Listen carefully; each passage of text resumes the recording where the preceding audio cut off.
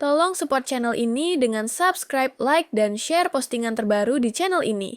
Dan jangan lupa, tinggalkan komentar Anda di papan komentar. Terima kasih atas supportnya. Aku selalu bangun sebelum matahari. Bahkan sebelum ayam jantan di kampung ini berkokok, mataku sudah terbuka.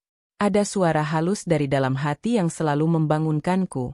Suara yang lebih nyaring dari jam weker manapun. Suara itu bernama tanggung jawab. Namaku Ratri, usia 42 tahun. Aku tinggal di sebuah kampung sederhana bernama Sukamaju, terletak di pinggiran kota yang masih dikelilingi sawah, pohon pisang, dan sungai kecil yang mengalir tenang. Rumahku tidak besar, hanya rumah kayu berdinding papan dengan atap seng yang berkarat di beberapa sudutnya. Namun di dalamnya, ada 3 harta terbesarku. Anak-anakku, Arga, Sinta, dan Bayu. Tanganku kasar, telapak penuh bekas luka bakar kecil karena setiap hari bersentuhan dengan minyak panas, wajan, dan panci. Aku berjualan makanan di pasar tradisional Sukamaju. Menu jualanku sederhana, gorengan, nasi bungkus, dan kadang bubur kacang hijau. Aku sudah bertahun-tahun menjalani rutinitas itu. "Mak, kok sudah bangun?" Suara kecil terdengar dari balik pintu kamarku. Itu suara Bayu, anak bungsuku yang baru berusia 10 tahun. Aku tersenyum, menoleh ke arahnya. Bayu berdiri sambil mengucek matanya, masih setengah mengantuk. Namanya juga ibu pasar. "Nak, kalau bangunnya kesiangan, nanti dagangannya nggak laku," jawabku sambil mengelus rambutnya yang acak-acakan. Bayu mengangguk kecil, lalu kembali menarik selimutnya. Aku tahu ia selalu berusaha bangun bersamaku, tapi kantuk selalu lebih kuat. Dan aku tidak tega memaksanya. Aku melangkah ke dapur. Dapur kami sederhana, lantainya masih tanah yang dipadatkan, dengan tungku kayu bakar di sudut dan sebuah kompor minyak tanah di meja kecil. Di dinding, ada beberapa panci dan wajan yang warnanya sudah menghitam dimakan api. Aku mulai menyiapkan dagangan, mengiris tempe, memotong tahu, menyiapkan adonan tepung. Sambil bekerja, aku selalu ditemani suara jangkrik yang perlahan hilang digantikan kokok ayam. Di luar, udara pagi masih dingin menusuk. Tapi di dalam dapur peluh sudah mengalir di keningku. Tanganku bergerak cepat, sudah terbiasa. Pisau menari di atas talenan, panci berdenting, dan aroma bawang putih yang digoreng mulai memenuhi ruangan. Ada semacam musik tersendiri dalam setiap suara itu, musik perjuangan seorang ibu. Sekitar pukul 4:30, Sinta, anak perempuanku yang berusia 17 tahun, keluar dari kamar. Ia duduk di bangku kayu, memandangi aku yang sedang sibuk. "Bu, nanti aku bantu bungkusin, ya?" katanya sambil tersenyum. Aku menoleh sebentar. "Iya, nak. Kamu kan sekolah, jangan terlalu capek." Sinta menggeleng. "Nggak apa-apa, Bu. Aku senang kok." Aku terdiam sejenak. Hati ini hangat setiap kali mendengar kata-katanya. Sinta memang anak yang pengertian. Ia bercita-cita ingin menjadi guru suatu hari nanti. Katanya, ia ingin mengajar anak-anak di kampung agar punya kesempatan lebih baik. Aku selalu berdoa agar mimpinya terwujud. Menjelang subuh, Arga keluar kamar. Ia anak sulungku, berusia 20 tahun. Badannya tinggi, wajahnya tegas meski sering tampak lelah.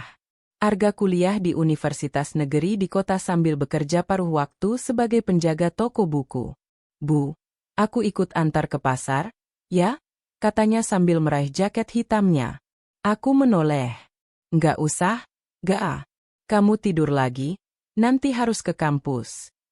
Arga menggeleng. "Nggak apa-apa. Aku sekalian mampir ke toko, ada shift pagi." Aku tahu alasan sebenarnya. Ia hanya tidak tega membiarkan aku sendirian mengangkut dagangan. Kadang aku merasa bersalah, karena seolah-olah membuat anak sulungku ikut menanggung beban. Tapi di sisi lain, aku juga bangga, ia tumbuh menjadi anak yang tahu arti tanggung jawab. Sekitar pukul 5 kurang sedikit, semua sudah siap. Kotak-kotak berisi gorengan, nasi bungkus, dan bubur kacang hijau ditata di dalam keranjang. Arga membawanya ke motor tua kami, sementara aku membawa termos air panas. Bayu terbangun lagi, berdiri di depan pintu sambil melambaikan tangan. Hati-hati, Bu, katanya keras-keras. Aku tersenyum dan melambaikan tangan. Senyum anakku itu selalu jadi doa paling indah sebelum aku berangkat. Pasar tradisional Sukamaju sudah mulai ramai ketika aku tiba. Deretan lapak mulai dibuka, suara pedagang memanggil pembeli mulai terdengar. Ada aroma ikan asin, sayur segar, rempah-rempah, dan kopi hitam yang berpadu jadi satu. Pasar memang punya baunya sendiri, bau kehidupan. Aku menata dagangan di meja kecil dekat pintu masuk pasar. Letaknya strategis. Semua orang yang masuk biasanya melewati lapakku. Di sebelahku ada Busri, tetanggaku sekaligus sahabat seperjuangan. Ia menjual sayur mayur hasil kebunnya. Pagi, Bu Ratri. Sapa Busri dengan senyum hangat. Pagi, Busri. Alhamdulillah, sehat? Tanyaku sambil menata gorengan. Sehat, Bu. Semoga dagangan kita laris hari ini. Aku mengangguk sambil tersenyum. Semangat kecil semacam itu selalu membuatku kuat. Tak jauh dari situ, ada warung kopi kecil milik Pak Wiryo. Ia sering membeli gorengan dariku untuk teman kopi para pembeli di warungnya. Bu Ratri, seperti biasa ya, katanya sambil melambaikan tangan. Aku segera menyiapkan sepiring gorengan dan membawanya ke warungnya. Hutang dulu, Pak? Tanyaku bercanda. Pak Wiryo tertawa. Kalau sama Bu Ratri, bayar kontan. Kalau enggak, nanti Bu Ratri yang kejar saya sampai ke sawah. Kami tertawa bersama. Di pasar ini, meski hidup keras, kehangatan persaudaraan tetap ada. Hari terus berjalan. Peluh membasahi tubuhku, suara riuh pasar makin ramai. Pembeli datang silih berganti, sebagian menawar dengan gigih, sebagian tersenyum puas. Aku melayani semuanya dengan sabar. Di sela kesibukan itu, kadang aku berhenti sejenak, menatap langit pagi yang mulai terang. Ada doa yang selalu kupanjatkan dalam hati. Semoga anak-anakku tumbuh sehat, pintar, dan bisa meraih masa depan yang lebih baik dariku. Aku tak pernah meminta mereka membalas semua lelahku. Tidak. Cukup melihat mereka pulang dengan senyum di wajah, semua sudah lunas. Hari itu, pasar Sukamaju kembali menjadi saksi perjuanganku. Seperti biasa, seperti setiap hari. Namun di balik rutinitas yang tampak sama, ada cinta yang selalu baru, cinta seorang ibu yang tak pernah habis. Aku sering bertanya-tanya, dari mana sebenarnya datangnya kekuatan yang membuatku bisa terus berdiri sampai hari ini? Apakah dari doa-doa yang kulantunkan setiap subuh? Ataukah dari udara pagi yang selalu mengisi dadaku dengan semangat baru? Tapi semakin lama aku hidup, semakin kusadari jawabannya. Kekuatan itu datang dari anak-anakku. Mereka mungkin tak pernah tahu bahwa di balik senyumku ada lelah yang kerap menumpuk. Kadang tubuh ini ingin menyerah, ingin rebah tanpa memikirkan besok. Tapi wajah mereka selalu muncul di benakku, membuatku kembali berdiri. Sore hari di rumah selalu menjadi waktu yang kutunggu-tunggu. Setelah pulang dari pasar, setelah lelah menggoreng, melayani pembeli, menata dagangan, dan mengangkut pulang sisa jualan, aku selalu menemukan alasan untuk tersenyum ketika masuk ke dalam rumah kecil kami. Hari itu, aku duduk di kursi kayu sambil memijit betisku. Lelah sekali rasanya, tulang-tulang seakan berderit. Sinta duduk di sebelahku sambil membuka buku sekolahnya. Bayu bermain di lantai, sibuk dengan mobil-mobilan kayu buatan Arga. Bu, kata Sinta pelan, hari ini aku belajar tentang pahlawan nasional di sekolah. Kata guru, pahlawan itu orang yang berjuang tanpa pamrih untuk orang lain. Kalau menurut aku, pahlawan itu ya, ibu sendiri. Aku menoleh cepat. Loh, kok bisa begitu? Tanyaku, menahan haru yang tiba-tiba menyeruak. Sinta menatapku sambil tersenyum kecil. Karena ibu setiap hari berjuang buat kami. Nggak pernah minta balasan, cuma pengen lihat kami bahagia. Aku terdiam. Kata-katanya sederhana, tapi bagai menembus ke jantungku. Aku ingin tertawa, tapi juga ingin menangis. Bayu tiba-tiba menimpali, suaranya riang. Iya, ibu itu superhero. Kalau aku gede, aku mau beliin ibu rumah yang besar, Kayak di TV. Aku tertawa kecil sambil mengusap kepalanya. Nggak usah sebesar itu, Nak. Rumah ini saja sudah cukup. Yang penting kalian semua sehat dan bisa sekolah. Bayu mengangguk-angguk, meski aku tahu ia belum sepenuhnya mengerti. Arga, yang sejak tadi sibuk memperbaiki sandal jepitnya di sudut ruangan, ikut berbicara. Bu, besok aku dapat jadwal kerja lembur lagi di toko buku. Jadi mungkin pulangnya agak malam. Tapi uang lemburnya bisa buat tambahan bayar listrik bulan depan. Aku menoleh cepat. Ga, kamu kan kuliah. Jangan sampai kerjanya ganggu belajar. Ibu bisa cari tambahan kalau kurang. Arga menatapku dalam-dalam. Bu, aku bukan anak kecil lagi. Aku tahu ibu capek. Aku tahu ibu sering gak cerita kalau sakit. Jadi biarin aku bantu. Ya. Aku tercekat. Ada sesuatu yang hangat sekaligus perih menyelusup di dada. Anak-anak ini, mereka terlalu cepat belajar dewasa. Malam itu, setelah semua anak tidur, aku duduk sendiri di dapur. Lampu minyak kecil menyala redup. Aku memandang tanganku yang kasar, penuh bekas luka bakar dan kerutan. Kadang aku merasa tubuh ini sudah renta sebelum waktunya. Aku menutup wajah dengan kedua tangan, air mata menetes perlahan. Aku jarang sekali menangis di depan anak-anak. Bagiku, seorang ibu harus tampak kuat. Tapi di saat sepi seperti ini, aku membiarkan diriku rapuh. Apa aku sudah cukup jadi ibu yang baik? Bisikku pada diri sendiri. Namun, ketika aku ingat kata-kata Sinta sore tadi, ingat senyum Bayu, ingat tatapan serius Arga, aku menghapus air mataku. Jawabannya jelas, mereka tidak butuh ibu yang sempurna.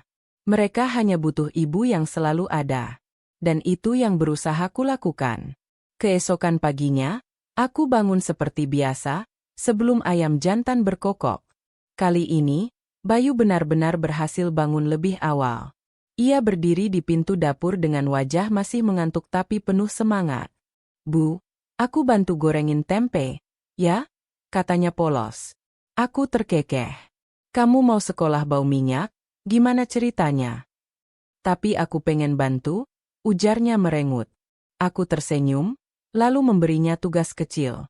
Kalau gitu, bantuin ibu bungkusin cabai sama bawang buat nanti dijual.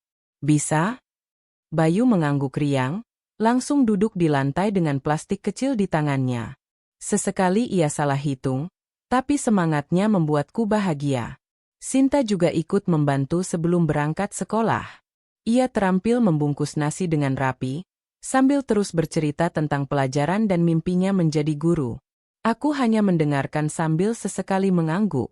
Bagiku, suara Sinta adalah musik paling indah di pagi hari. Arga keluar kamar terakhir. Ia tampak lelah, mungkin semalam belajar sampai larut.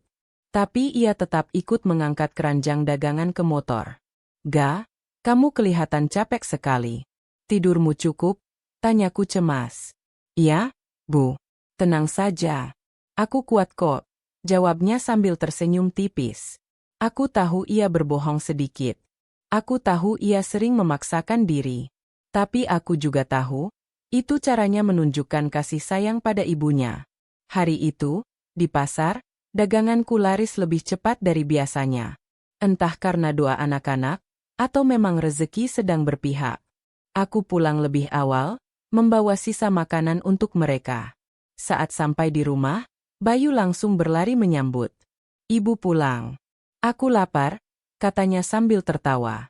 Aku tertawa ikutannya. Nah, kebetulan ibu bawa gorengan sisa, tapi masih enak. Sinta mengambilkan air minum untukku. Arga, meski terlihat lelah, tetap membantuku menurunkan barang.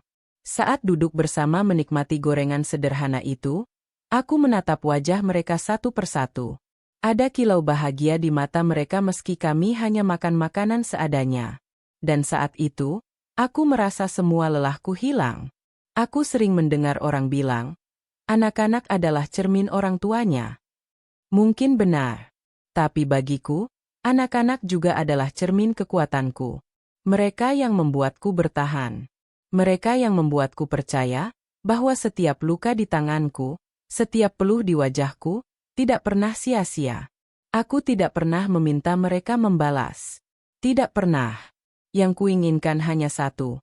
Ketika mereka pulang ke rumah, ada senyum di wajah mereka. Karena senyum itulah yang membuat hidupku lengkap. Malam itu, sebelum tidur, aku berdoa lama sekali. Aku tidak meminta kekayaan, tidak meminta rumah besar, tidak meminta tubuh yang selalu sehat. Aku hanya berbisik pada Tuhan. Ya Allah, kalau memang aku harus tetap lelah demi anak-anakku, aku ikhlas. Asal Engkau jaga mereka. Asal Engkau beri mereka jalan menuju masa depan yang baik. Dan dengan doa itu, aku tidur dengan hati yang lebih ringan. Pasar tradisional selalu punya caranya sendiri untuk hidup, bahkan sebelum matahari benar-benar muncul di langit. Dari kejauhan, aku bisa mendengar suara riuh para pedagang yang mulai menata dagangan, aroma khas rempah, ikan asin, hingga kopi hitam menyeruak di udara. Hari-hari bagiku selalu dimulai di tempat ini, di Pasar Sukamaju. Pasar ini bukan sekadar tempat jual beli bagiku. Pasar adalah saksi bisu perjalanan panjang hidupku. Disinilah aku menumpahkan keringat, menukar tenaga dengan rezeki, dan diam-diam berdoa dalam hati sambil melayani pembeli. Kadang, ketika aku menatap meja kecil yang dipenuhi gorengan, aku merasa seakan-akan panci dan wajan yang kupakai adalah saksi paling setia atas segala doaku. Pagi itu, seperti biasa, aku tiba di pasar bersama Arga. Motor tua kami berderum pelan, membawa 2 keranjang besar berisi gorengan dan nasi bungkus. Udara masih dingin, tapi pasar sudah ramai. "Bu, sini biar aku yang angkat," kata Arga sambil buru-buru menurunkan keranjang dari motor. Aku tersenyum. "Hati-hati, Ga, jangan sampai tumpah." Kami berjalan masuk melewati lorong sempit pasar yang dipenuhi pedagang sayur, buah, dan ikan. Suara orang menawar harga bercampur dengan suara ayam berkokok, menciptakan irama khas yang hanya dimiliki pasar tradisional. Aku menata dagangan di meja kayu kecil milikku. Tempatku strategis, tepat di pintu masuk pasar. Aku sudah menempati tempat ini hampir 10 tahun, sejak pertama kali berjualan setelah suamiku meninggal. Di sebelahku, Bu Sri sudah lebih dulu membuka lapak sayurnya. Rambutnya yang sudah beruban ia ikat sederhana, wajahnya selalu cerah meski usianya lebih tua dariku. "Pagi, Bu Ratri."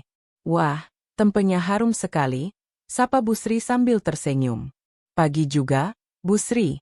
Semoga dagangan kita laris hari ini," jawabku sambil menata gorengan di tampah. "Insya Allah, Bu. Yang penting kita semangat," katanya sambil merapikan kangkung dan bayam segar. Aku dan Bu Sri sudah seperti saudara. Kami saling berbagi cerita, tawa, bahkan air mata. Kadang, jika daganganku tidak habis, Bu Sri membantuku menjualkan. Begitu pula sebaliknya. Tak jauh dari tempatku, terdengar suara Pak Wiryo, pemilik warung kopi kecil. Ia pria berusia 50 tahun, wajahnya keras tapi hatinya lembut. Warungnya tidak besar, hanya bilik bambu dengan beberapa bangku kayu. Tapi entah mengapa, warung itu selalu penuh pembeli. "Bu Ratri," teriaknya sambil melambaikan tangan. "Seperti biasa ya, gorengan sepiring buat teman kopi pelanggan."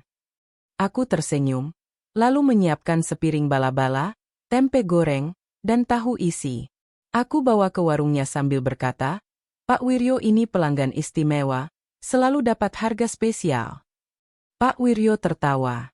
"Kalau nggak ada gorengan Bu Ratri, kopi saya nggak laku, Bu." Kami tertawa bersama. Hal-hal kecil seperti ini membuat pasar terasa hangat, meski sebenarnya keras. Jam terus berjalan. Satu persatu pembeli datang, ada yang membeli nasi bungkus untuk sarapan, ada yang membeli gorengan untuk anak-anak mereka, ada juga yang hanya mampir sekadar ngobrol.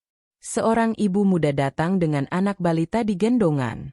"Bu, nasi bungkus 1 ya, buat suami saya yang lagi kerja bangunan," katanya sambil menatapku dengan wajah lelah. Aku segera menyerahkan nasi bungkus, lalu tersenyum. "Semoga suaminya sehat selalu, Bu. Rezekinya lancar." Ia tersenyum balik, wajahnya tampak sedikit lebih cerah. Ada pula seorang bapak tua yang sering membeli gorengan tapi selalu menawar setengah harga. Jujur, kadang aku jengkel, tapi aku juga tahu hidupnya tidak mudah. Jadi seringkali aku mengalah. Bu, tempe goreng 2, tapi harganya kurang 100, ya? Katanya hari itu. Aku tersenyum tipis, lalu berkata, iya, Pak. Enggak apa-apa. Yang penting Bapak sehat. Matanya berbinar, seolah kebaikan kecil itu sangat berarti baginya. Dan aku merasa hatiku juga ikut hangat. Di sela kesibukan melayani pembeli, aku sering melamun sejenak. Pandanganku menembus keramaian pasar, menatap langit biru yang mulai terang. Dalam hati, aku selalu berdoa, "Ya Allah, terima kasih masih Kau beri aku kekuatan hari ini. Terima kasih anak-anakku sehat. Jangan biarkan aku jatuh sebelum mereka siap berdiri sendiri." Pasar ini memang riuh, tapi bagiku justru di tengah keramaian inilah aku merasa dekat dengan doa. Entah kenapa, suara-suara pasar seakan menjadi musik pengiring setiap bisikan doaku. Sekitar pukul 8, daganganku mulai berkurang banyak. Saat itu, Bu Sri menepuk pundakku. "Bu Ratri, kamu capek enggak? Tadi aku lihat kamu sempat melamun," katanya cemas. Aku tersenyum kecil. "Enggak apa-apa, Bu Sri. Kadang cuma kepikiran anak-anak." "Anak-anakmu kan pinter-pinter, Bu. Insya Allah jadi orang berhasil. Kamu harus percaya," jawabnya mantap. Aku mengangguk, mencoba menelan haru yang tiba-tiba menyeruak. Memang, anak-anakku adalah kekuatan sekaligus ketakutanku. Aku kuat karena mereka, tapi aku juga sering takut kalau aku tidak sanggup mengantarkan mereka sampai tujuan. Siang menjelang, pasar mulai sepi. Para pembeli sudah kembali ke rumah masing-masing. Aku menatap tampahku yang hampir kosong. Hanya tersisa beberapa gorengan yang akan kubawa pulang untuk anak-anak. Pak Wiryo datang sambil membawa segelas teh hangat. "Ini, Bu. Minum dulu. Panas-panas gini jangan lupa isi tenaga." Aku menerimanya dengan senyum. "Wah, terima kasih banyak, Pak. Kalau nggak ada Pak Wiryo, mungkin saya sudah tumbang." "Ah, Bu Ratri ini. Kamu itu ibu tangguh. Semua orang di pasar tahu. Tapi jangan lupa, orang tangguh juga butuh istirahat," katanya dengan nada serius.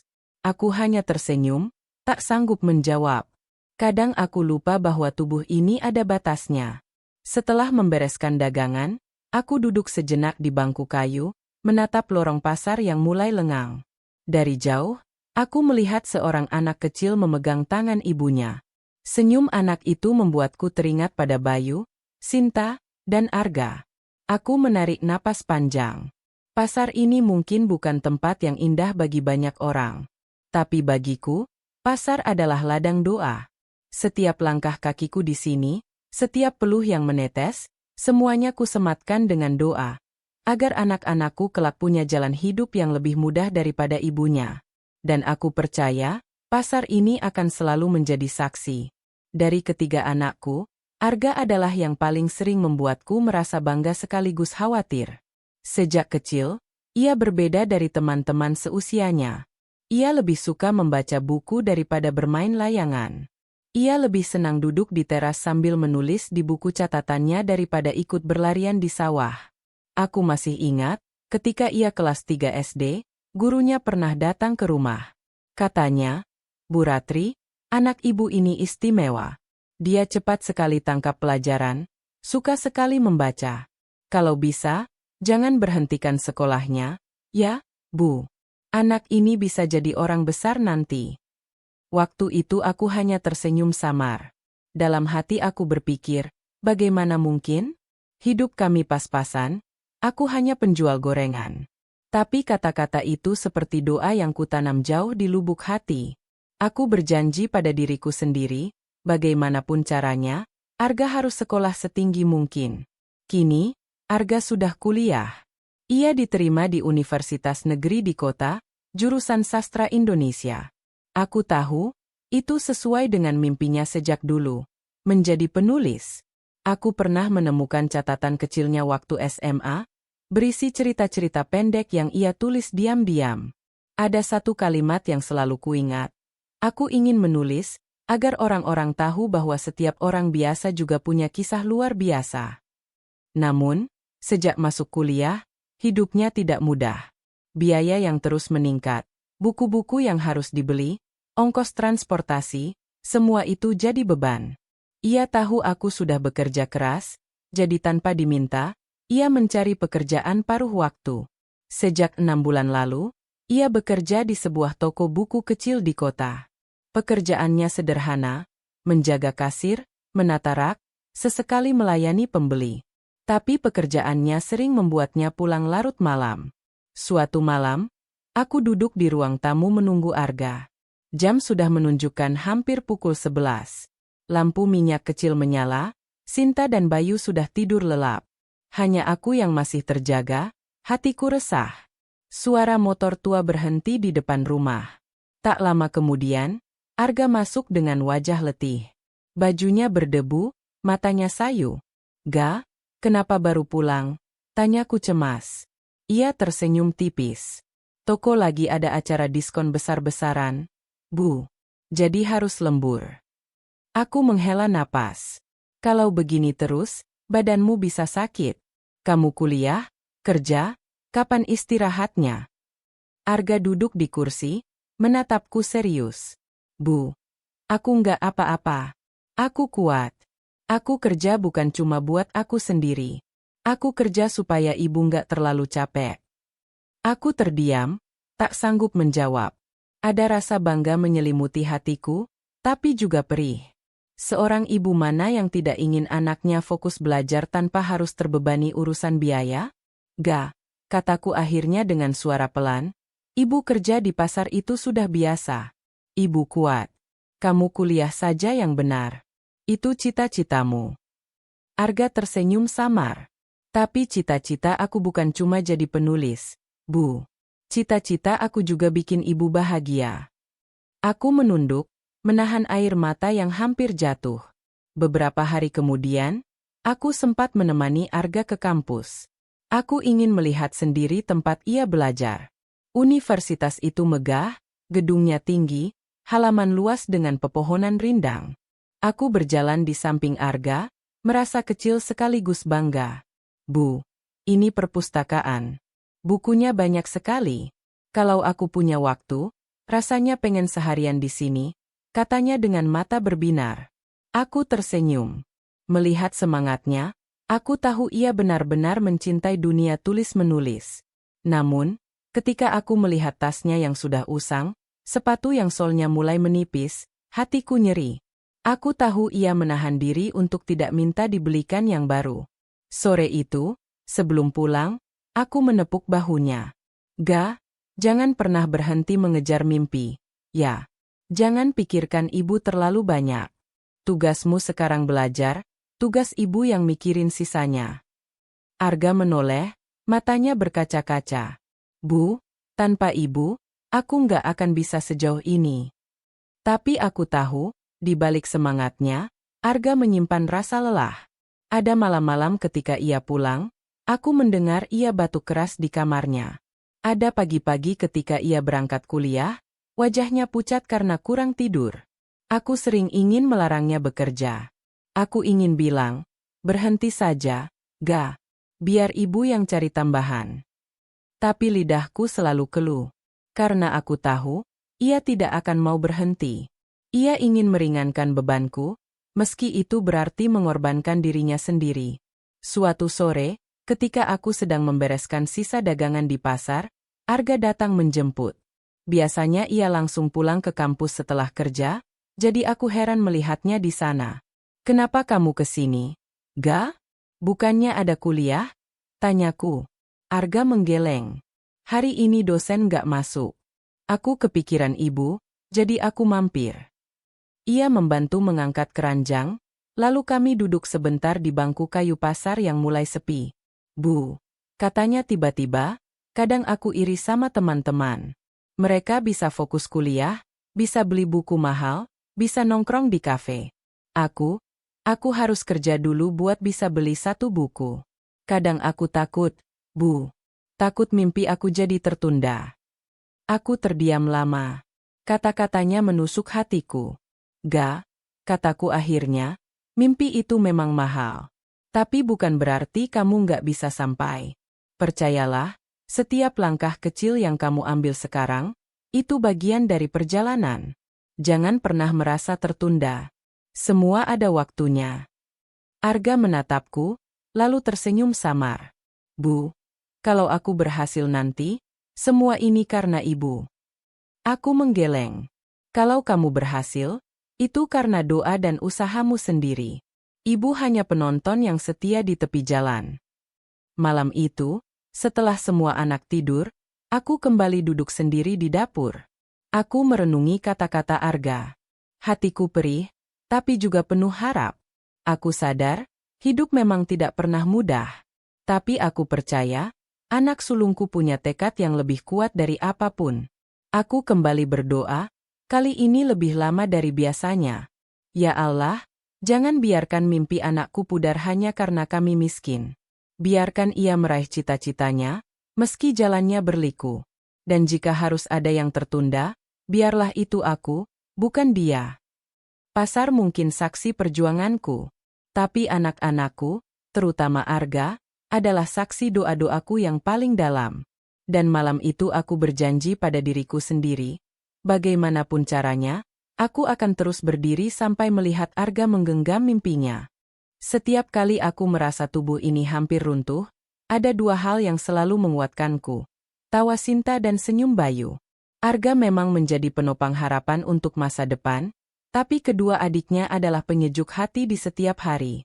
Mereka mungkin masih kecil, belum bisa membantu banyak secara materi, tapi justru dari keceriaan merekalah aku belajar tentang arti bahagia yang sederhana. Sinta adalah anak keduaku. Usianya baru 12 tahun, duduk di bangku kelas 6 SD. Sejak kecil, ia sudah menunjukkan sifat yang berbeda dengan Arga. Kalau Arga pendiam, serius, dan suka menyendiri dengan buku-bukunya, Sinta justru ceria, cerewet, dan penuh imajinasi. Aku sering melihatnya duduk di teras rumah dengan sebatang ranting kayu di tangan, pura-pura menjadi guru yang sedang mengajar murid-murid hayalannya. Kadang ia juga suka menempelkan kertas-kertas bekas di dinding rumah, menulis coretan warna-warni dengan spidol murahan yang kubelikan di pasar. Bu, suatu hari nanti aku mau jadi guru, biar bisa ngajarin anak-anak banyak hal, katanya suatu sore. Aku tersenyum mendengarnya. Jadi guru itu mulia, Nak. Kalau itu cita-citamu, kejar baik-baik. Ia mengangguk mantap, lalu memelukku. Pelukan itu selalu membuatku lupa akan rasa lelah. Pernah suatu waktu, aku jatuh sakit karena terlalu memaksakan diri di pasar. Badanku panas, kepala pening, tapi aku berusaha tetap bangun. Saat itu Sinta yang mengambil alih dapur kecil kami. Aku melihatnya mengaduk panci dengan tangan kecilnya, wajahnya serius sekali. Bu, istirahat saja. Biar Sinta yang masak, katanya dengan nada dewasa. Aku ingin tertawa sekaligus terharu. Masakannya memang sederhana, hanya nasi goreng dengan kecap dan potongan telur dadar, tapi bagiku itu hidangan ternak di dunia. Karena aku tahu, masakan itu penuh cinta seorang anak untuk ibunya. Selain itu, Sinta juga selalu menjadi penghibur Bayu. Mereka berdua sangat dekat, meski sering juga bertengkar kecil. Ada saja tingkah mereka yang membuatku tersenyum. Pernah Bayu menangis karena mainannya rusak. Sinta langsung mengambil kertas, menggambar mobil dengan spidol, lalu berkata, "Nih, Bayu, sekarang kamu punya mobil baru. Lebih keren, kan?" Bayu pun tertawa lagi. Saat itulah aku sadar, betapa berharganya kebahagiaan kecil yang mereka bawa. Bayu adalah anak bungsuku. Usianya baru 7 tahun, kelas 1 SD. Dari semua anak, Bayu yang paling manja padaku.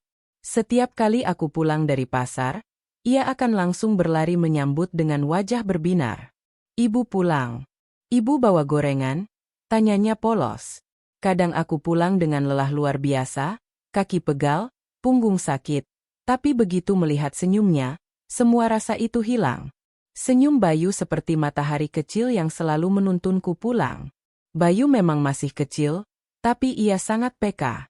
Pernah suatu malam, Aku menangis diam-diam di dapur karena uang dagangan hari itu tidak cukup untuk membayar iuran sekolah. Tanpa kusadari, Bayu berdiri di pintu, menatapku. "Ibu kenapa nangis?" tanyanya pelan. Aku buru-buru mengusap wajah. "Enggak apa-apa, Bayu. Ibu cuma kecapean." Ia berjalan mendekat, lalu duduk di pangkuanku. Dengan tangan kecilnya, ia mengusap pipiku. "Kalau ibu capek, Bayu pijitin." "Ya." Air mataku semakin deras. Bukan karena sedih, tapi karena terharu. Anak sekecil itu sudah bisa menunjukkan kepedulian yang begitu besar. Kehidupan kami memang sederhana, tapi setiap hari selalu ada cerita yang tak terlupakan. Pagi-pagi, sebelum aku berangkat ke pasar, Sinta biasanya menyiapkan tas sekolahnya sendiri. Ia bahkan sering membantu Bayu mengikat tali sepatunya. "Ayo cepat, Yu. Nanti telat lagi," katanya cerewet. Bayu hanya tertawa, lalu pura-pura lari supaya kakaknya mengejarnya. Aku sering mengintip dari dapur, tersenyum melihat tingkah mereka. Dalam hati, aku berdoa semoga mereka tetap saling menyayangi sampai dewasa nanti. Ada pula kebiasaan kecil yang selalu kulihat setiap sore. Setelah pulang sekolah, Bayu langsung keluar rumah, bermain di halaman dengan teman-temannya. Suaranya riang, tawa mereka bergema di udara. Sementara itu, Sinta duduk di ruang tamu, sibuk dengan bukunya. Terkadang, ia menuliskan puisi-puisi sederhana. Pernah ia memberikan selembar kertas padaku. "Bu, ini puisi buat ibu," katanya malu-malu. Aku membaca. Tangannya kasar, tapi hatinya lembut. Ia bangun sebelum matahari, supaya kami bisa bermimpi lebih tinggi. Aku tak kuasa menahan air mata. Bagaimana mungkin anak sekecil itu bisa menuliskan kata-kata yang begitu dalam? Malam hari adalah waktu yang paling kurindukan. Setelah seharian berjuang, kami berkumpul di ruang tamu. Lampu minyak kecil menyala, cahaya temaram menyinari wajah anak-anakku. Sinta biasanya bercerita panjang lebar tentang kejadian di sekolah. Tentang gurunya, tentang teman yang nakal, tentang lomba menggambar. Bayu akan menimpali dengan celoteh polosnya. "Bu, tadi aku jadi polisi waktu main. Aku tangkap pencuri," katanya dengan semangat. Aku tertawa, membelai kepalanya. "Bagus, Bayu. Nanti kalau besar, mau jadi polisi beneran?" "Ya, biar bisa jagain ibu," jawabnya mantap. Sinta mencibir. "Aku jadi guru aja deh. Biar ngajarin murid yang banyak. Kalau Bayu jadi polisi, jangan suka tilang orang sembarangan, ya." Tawa kami pun pecah bersama. Momen-momen itu mungkin terlihat sederhana, tapi bagi seorang ibu sepertiku, itulah kebahagiaan yang tak ternilai. Meski mereka selalu membawa senyum, sebagai seorang ibu, aku tak pernah lepas dari rasa khawatir. Aku tahu, Sinta sering menahan keinginannya. Ia jarang meminta mainan atau baju baru, meski aku bisa melihat matanya berbinar setiap kali lewat toko. Aku tahu, ia paham kondisi kami. Bayu pun begitu. Pernah ia meminta sepeda, tapi setelah melihat wajahku ragu, ia langsung berkata, "Nggak usah, Bu. Bayu bisa main lari-larian aja." Kata-kata itu membuat dadaku sesak. Anak-anak ini terlalu cepat mengerti arti berkorban. Aku selalu berdoa semoga mereka tetap bisa tumbuh dengan hati yang gembira, meski keadaan kami pas-pasan. Aku takut jika mereka merasa kurang, merasa iri pada anak-anak lain. Tapi setiap kali mereka pulang sekolah dengan senyum, aku merasa doa-doaku terjawab. Senyum itu cukup bagiku. Senyum yang selalu pulang, membawa cahaya ke dalam rumah kecil kami. Malam itu, setelah semua anak tidur, aku menatap wajah mereka satu persatu. Sinta terlelap dengan buku masih di sampingnya, Bayu mendengkur kecil sambil memeluk boneka kain usang. Aku duduk di tepi ranjang, berbisik pelan. "Ya Allah, terima kasih karena kau titipkan anak-anak ini padaku. Jangan biarkan senyum mereka hilang. Jangan biarkan mereka merasa kurang. Kalau harus ada yang lelah, biarlah aku saja. Asal mereka bisa terus bahagia." Air mataku menetes lagi. Tapi kali ini bukan air mata kesedihan, melainkan air mata syukur. Karena aku tahu, selama mereka masih bisa pulang dengan senyum, aku akan selalu punya alasan untuk bertahan. Aku selalu percaya, waktu adalah ujian paling sabar dalam hidup. Ia berjalan perlahan, tapi diam-diam mengubah segalanya. Anak-anak yang dulu kutimang di pelukan, kini satu persatu mulai melangkah menjauh, menjemput takdir mereka sendiri. Dan aku, seorang ibu, hanya bisa berdiri di tepi, menyaksikan mereka tumbuh, bahagia sekaligus pedih. Sudah hampir setahun Arga kuliah. Aku masih sering terkejut melihat betapa cepatnya ia berubah. Tubuhnya semakin tinggi, bahunya lebih bidang, wajahnya mulai menunjukkan ketegasan seorang laki-laki dewasa. Tapi yang paling terasa adalah kesibukannya. Dulu ia selalu punya waktu untuk sekadar bercerita di ruang tamu setiap malam. Sekarang, seringkali ia pulang larut, lalu langsung masuk kamar, tertidur dengan buku masih terbuka di dada. Suatu malam aku mengetuk pintunya. "Ga, sudah tidur?" tanyaku pelan. Tidak ada jawaban. Aku masuk perlahan. Ia tertidur lelap, wajahnya letih. Aku menutup buku di tangannya, menyelimutinya, lalu duduk sebentar di samping ranjang. Dalam hati aku berkata, "Anakku, kamu terlalu cepat dewasa. Semoga waktu tidak merebut senyummu." Sudah hampir setahun Arga kuliah. Aku masih sering terkejut melihat betapa cepatnya ia berubah. Tubuhnya semakin tinggi, bahunya lebih bidang, wajahnya mulai menunjukkan ketegasan seorang laki-laki dewasa. Tapi yang paling terasa adalah kesibukannya. Dulu ia selalu punya waktu untuk sekadar bercerita di ruang tamu setiap malam. Sekarang, seringkali ia pulang larut, lalu langsung masuk kamar, tertidur dengan buku masih terbuka di dada. Suatu malam aku mengetuk pintunya. "Ga, sudah tidur?" tanyaku pelan. Tidak ada jawaban. Aku masuk perlahan. Ia tertidur lelap, wajahnya letih. Aku menutup buku di tangannya, menyelimutinya, lalu duduk sebentar di samping ranjang. Dalam hati aku berkata, "Anakku, kamu terlalu cepat dewasa. Semoga waktu tidak merebut senyummu." Sinta juga tak kalah membuatku terharu. Setelah lulus SD, ia diterima di SMP favorit di kota. Semua gurunya menyarankan aku untuk menyekolahkan dia di sana, karena katanya anakku cerdas. Aku bangga, tentu saja. Tapi ada rasa sesak yang tak bisa kututupi. "Bu, nanti kalau aku sekolah di kota, aku kos sama temanku, ya?" katanya suatu sore. Aku tersentak. "Kos? Bukannya bisa pulang pergi saja?" "Jauh, Bu. Kalau pulang pergi, capek. Lagian aku pengen belajar mandiri, kayak Mas Arga." Aku terdiam lama. Dalam hatiku, aku ingin sekali menahannya. Aku masih ingin melihat wajahnya setiap hari, mendengar celotehnya, mencium pelukannya. Tapi aku tahu, menahan Sinta berarti menahan masa depannya. Akhirnya aku hanya mengangguk, meski hatiku menangis diam-diam. Bayu, bungsuku, juga perlahan berubah. Ia yang dulu selalu menempel padaku, kini lebih sering bermain dengan teman-temannya. Kadang sampai sore baru pulang, badannya kotor penuh lumpur, tapi wajahnya berseri-seri. "Bu, tadi aku bisa manjat pohon tinggi. Aku nggak jatuh loh," katanya bangga. Aku tersenyum, meski dalam hati khawatir. Suatu hari, ia pulang agak malam. Aku cemas, mondar-mandir di dapur. Begitu ia datang, aku langsung menegurnya. "Bayu, jangan main sampai malam. Ibu khawatir." Ia menunduk. "Maaf, Bu. Tadi asyik main bola."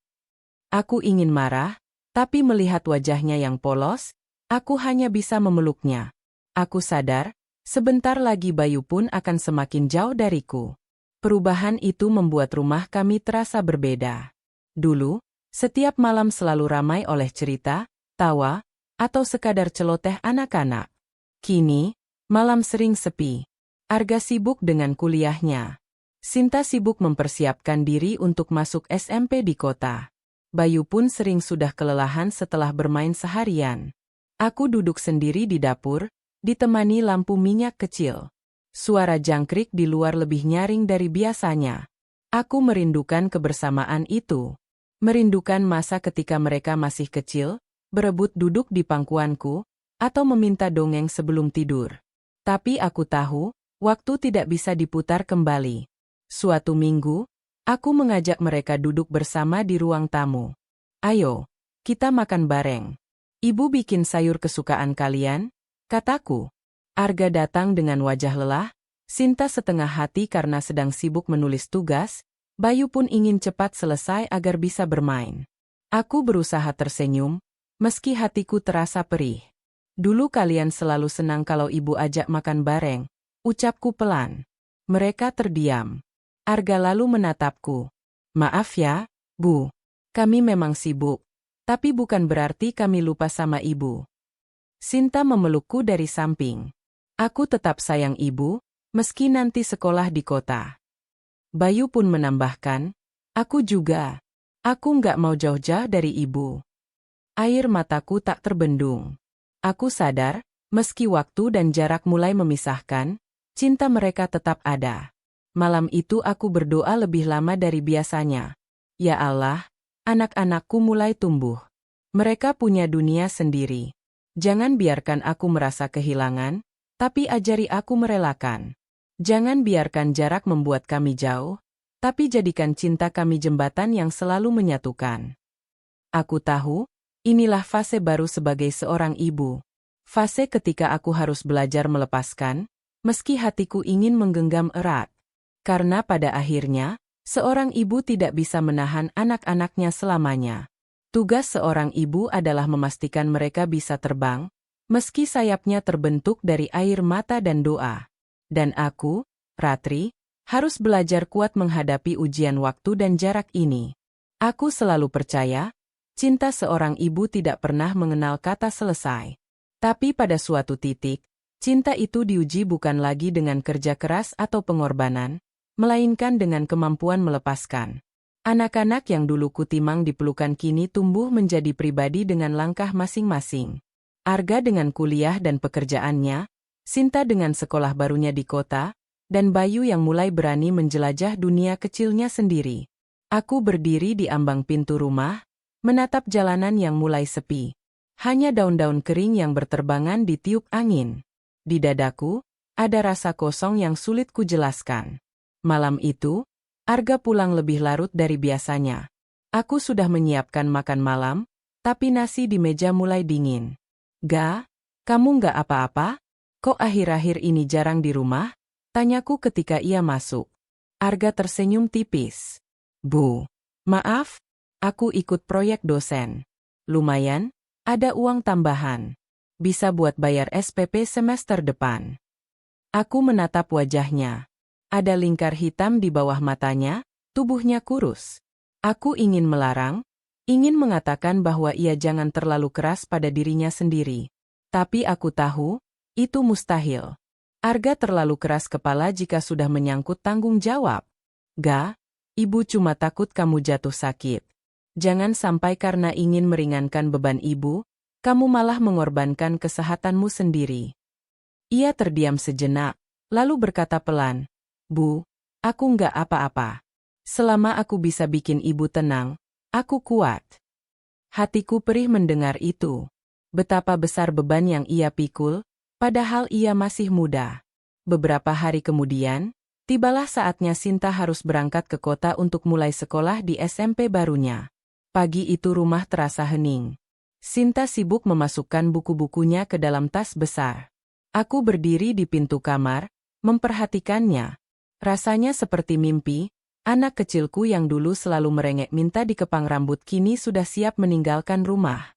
Bu, nanti aku pulang kalau libur, kok. Jangan sedih ya, katanya sambil tersenyum. Aku hanya bisa mengangguk. Air mataku sudah menggenang, tapi kutahan agar tidak jatuh. Aku ingin ia pergi dengan hati tenang, bukan terbebani oleh tangisku. Ketika mobil jemputan yang akan membawanya datang, aku memeluknya erat. Jaga diri baik-baik. Nak, jangan lupa makan. Jangan lupa sholat. Ingat, ibu selalu doakan kamu. Sinta mengangguk sambil menahan tangis. Aku sayang ibu. Dan begitu mobil itu melaju, Aku merasa sepotong hatiku ikut terbawa pergi. Bayu, yang dulu selalu menempel padaku, kini lebih sering bersama teman-temannya. Ia jarang minta digendong, jarang merengek, jarang duduk di pangkuanku. Suatu sore, aku memanggilnya. Bayu, sini dulu. Temani ibu sebentar. Ia menoleh sambil berlari kecil. Sebentar ya, Bu. Lagi main bola. Aku terdiam. Senyumku kaku. Aku sadar, Bayu pun perlahan menjauh. Tidak karena ia tidak sayang, tapi karena waktunya untuk tumbuh sudah tiba. Sejak Sinta pergi, rumah menjadi lebih sunyi. Malam-malam yang dulu riuh dengan cerita kini hanya diisi suara kipas angin tua. Aku duduk sendirian di dapur, menatap kursi kosong yang biasanya diduduki Sinta. Bayu sudah tidur, Arga sibuk di kamarnya. Aku merasa benar-benar sendiri. Aku berbisik pada diri sendiri, apakah ini artinya aku mulai kehilangan mereka? Air mataku menetes tanpa bisa kutahan. Suatu malam, Arga keluar dari kamarnya, melihatku duduk termenung. Ia mendekat, lalu duduk di sampingku. Bu, kenapa? Tanyanya lembut. Aku menghela napas. Ibu cuma merasa sepi. Dulu kalian selalu di sini, selalu ramai. Sekarang satu-satu mulai pergi. Ibu takut, suatu hari nanti kalian semua benar-benar jauh. Arga menatapku dalam. Bu, justru karena ibu yang mendidik kami bisa tumbuh dan punya jalan sendiri. Jangan takut kehilangan. Kami nggak akan pernah lupa jalan pulang. Aku menutup wajahku dengan tangan, terisak pelan. Arga merangkulku, memberi kekuatan. Beberapa minggu kemudian, sebuah surat datang dari Sinta. Tulisan tangannya masih miring-miring, tapi aku bisa merasakan ketulusan di setiap kata. Bu, aku kangen sekali. Sekolah di kota memang capek, tapi aku senang belajar hal-hal baru. Aku janji nggak akan mengecewakan ibu. Jangan khawatir, Bu. Aku baik-baik saja. Aku sayang ibu. Aku membacanya berulang kali. Surat itu menjadi obat rindu, sekaligus pengingat bahwa meski jauh, ikatan kami tidak terputus. Malam itu aku berdoa lebih lama dari biasanya. Ya Allah, aku mulai belajar melepaskan. Anak-anakku bukan lagi milikku seutuhnya. Mereka milik MU. Aku hanya titipan. Jika memang waktunya mereka jauh, berilah aku hati yang ikhlas. Dan berilah mereka hati yang selalu ingat untuk pulang. Aku menangis lama sekali. Tapi di balik tangis itu, ada kekuatan baru yang lahir. Aku mulai belajar bahwa mencintai bukan berarti menggenggam erat, tapi juga berani merelakan. Hari-hari berikutnya aku jalani dengan hati yang lebih lapang. Aku tetap menyiapkan sarapan untuk Bayu, tetap menunggu Arga pulang kuliah, tetap menuliskan surat balasan untuk Sinta. Aku mulai sadar, anak-anakku memang harus terbang. Tapi tugasku sebagai ibu bukan menahan sayap mereka, melainkan menguatkan akar agar mereka selalu tahu kemana harus kembali. Dan ketika suatu sore Bayu berlari pulang dengan senyum lebarnya, ketika Arga duduk di sampingku meski hanya sebentar, ketika surat dari Sinta kembali datang dengan kata-kata rindu, aku tahu, aku tidak pernah benar-benar kehilangan mereka. Cinta kami mungkin diuji oleh waktu dan jarak, tapi selama aku merelakan dengan doa dan menguatkan dengan kasih, cinta itu akan tetap abadi. Aku, Ratri, akhirnya mengerti, menjadi ibu bukan soal selalu bersama, tapi soal selalu ada, meski jarak memisahkan. Dan selama aku masih bisa menunggu di rumah dengan hati penuh cinta, senyum anak-anakku akan selalu pulang padaku.